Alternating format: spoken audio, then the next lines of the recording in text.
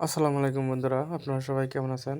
তো আপনাদের সবাইকে this is rabbit lover YouTube চ্যানেলের পক্ষ থেকে আন্তরিক শুভেচ্ছা ও অভিনন্দন।